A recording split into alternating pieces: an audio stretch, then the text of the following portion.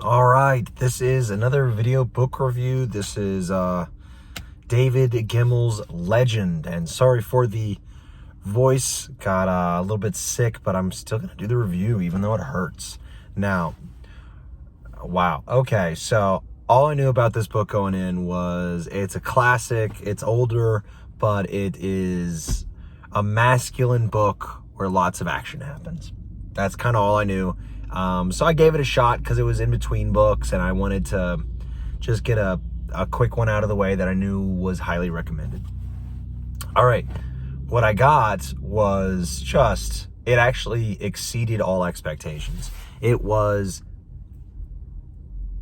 a stupendous book, stupendous. I think it would hit me better and harder a few years ago, like when I was a younger man.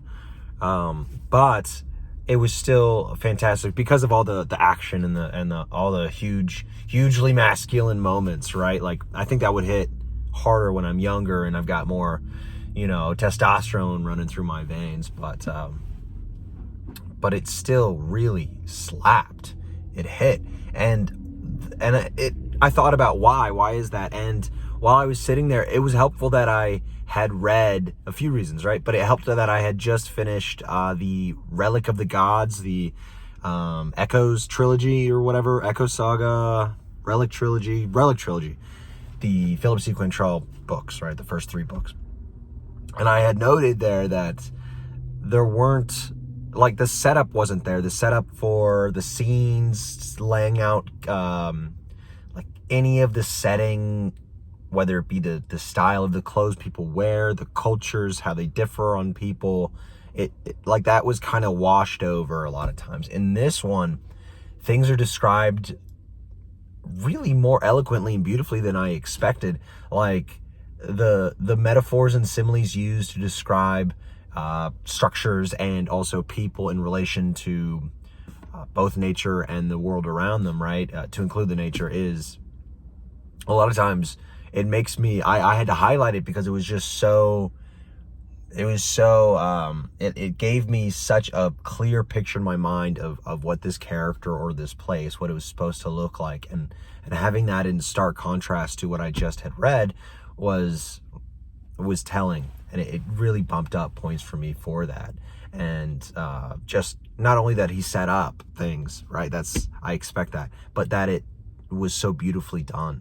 And the characters themselves, the things that they set up, that he sets up, Gemmell, were just fantastic. Like you had Rek, the main character, kind of main character, right? Mostly the main character. He is a honorable, or let's say, a kind of dishonorable coward, mostly in a lot of ways. And his arc through the story is brilliant. You've got a love story in there. You've got Druss, the legend. I didn't expect to not be following the legend, at least in the beginning when we got Rek, but then when Druss comes into the picture, it just becomes, an even better book. Druss, the guy on the front cover with the axe, he's an old legend. He's 60-something at this point, and his best days are behind him. His knees hurt, his back hurts. He's not who he used to be, but, he is an enemy of death, and he must go out with his axe swinging, right, and meet death on his own terms. And good God, does he want to do that? And he does it like a man. That was great. There's interesting magic that I didn't expect in this book, and it wasn't like let me wave my staff and cast spells. It was a little bit more interesting than that. It was very strange, and I liked that. It added a little spice to the pot. But I really loved that aspect. I didn't expect, though, for 50% of this book to be set up, where you get into the characters and you move forward and you're all going to this one location, and you got to get to this one location. And then at the 50% mark, all the way to the end, it's a siege. You are there for a siege. And it is brilliant. I loved it. I loved that last 50% so much. There were heroic moments, heartfelt moments, big losses where it's unexpected. You have all these characters set up and then they start dropping off due to war, right? And there's a couple thousand, 10,000 around facing off against 500,000, the horde of Mongol-esque folks with a Genghis Khan in the lead, the fantasy version, right? And it's, there's no hope, all that is there is, it's not, the book isn't saying, oh, there's no hope, all of this is pointless, all this is meaningless, all this effort you're putting in is meaningless, the meaning, like, life is not being, like, your life is being wasted on these walls.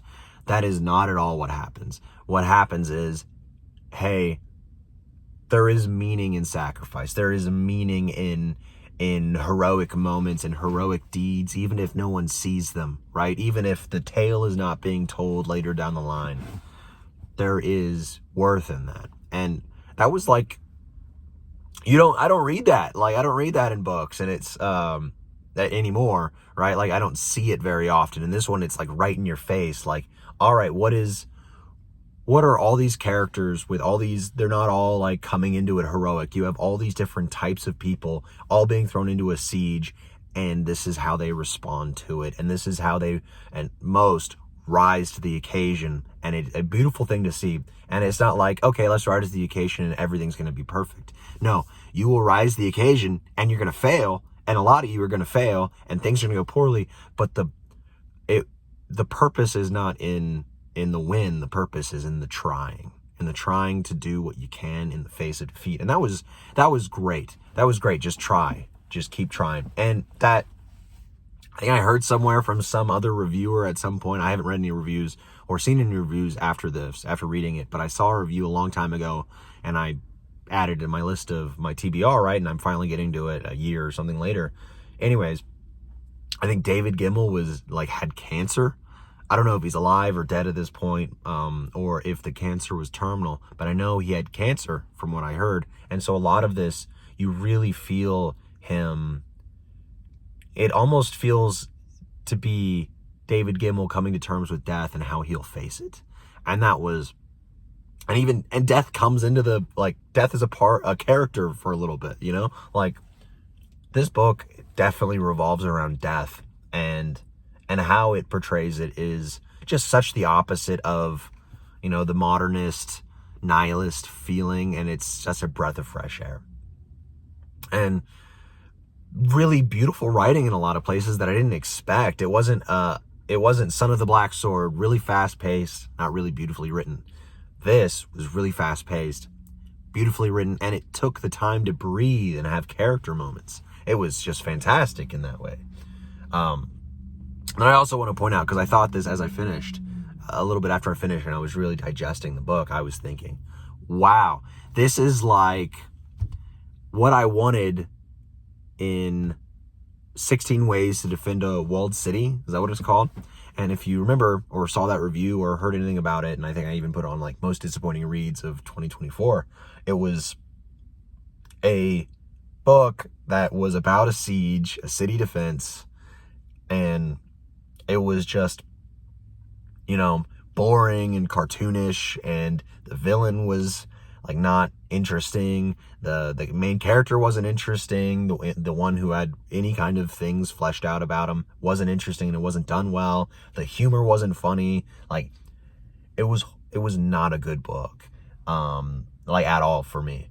And this book, Legend, I did not expect to come in seeing a siege, but also just seeing all of those things done better. It was a funny book. I laughed a few times in this book. That's wild. And that was not even, it wasn't trying to be a funny book, but it had moments of levity, and they hit. Whenever David Gemmell tried to be funny, it was funny. That was wild. The siege was done better. There's an engine, you jump from perspective sometimes, even in mid-battle, you're jumping from heads to head. And one of them, you're in a siege engineer from the enemy camp, the head siege engineer, and you go through his mindset a little bit on how things are.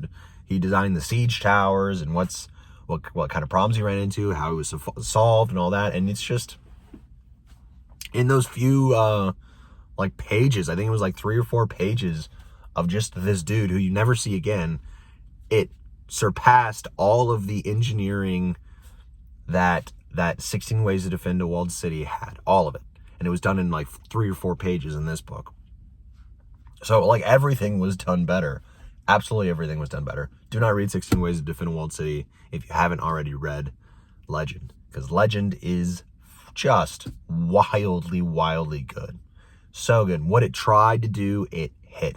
And I would say, like, the themes behind the Sarantine, like Sailing to Sarantium in the Sarantine Mosaic, right? The first book, Sailing to Sarantium, and the second book too. But like the themes hit in those books really hit me deeper. The, how can you have like the importance of art, the religions clashing, the different people trying to live in the same kind of, trying to mesh their cultures together like Lions of Al Rasan, but like the temporariness of art and how to have your art live past you and then also like make it to the next generations and just live past you. Like all that stuff is just like hits me a little bit deeper than this book does and the themes in this book does. But what it's trying to do, the themes in this book, and they have more themes than just like how to face death, but there's more themes in this than that. However, all of those don't hit me as much as like a GGK book and how his themes kind of hit me harder. However, the themes that they're hitting, David Gemmell's hitting in this book, he's nailing. And they're so, so great. Like, this book is so great. I would give it a 8 point. No, I'm going to give it a 9 out of 10. A 9 out of 10 for sure. 9 out of 10. Just because it didn't hit me as deep, again, as maybe other books with themes more geared towards me. But you might, really be hit by this and it'll shoot up to 9.5 or higher, right? All right, so just fantastic. There's more books after this. I don't know where you'd go with it. And I'm hesitant because I don't want to like lessen my enjoyment of this book with subsequent books that change things. So I might have to like look into that before jumping in. And I know that David Gemmell has another series, Regante.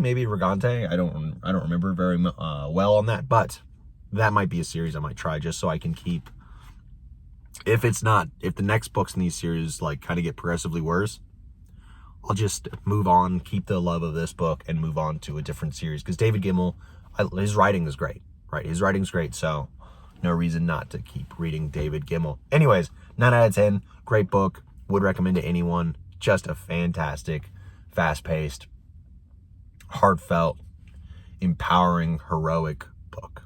All right, on to the next book.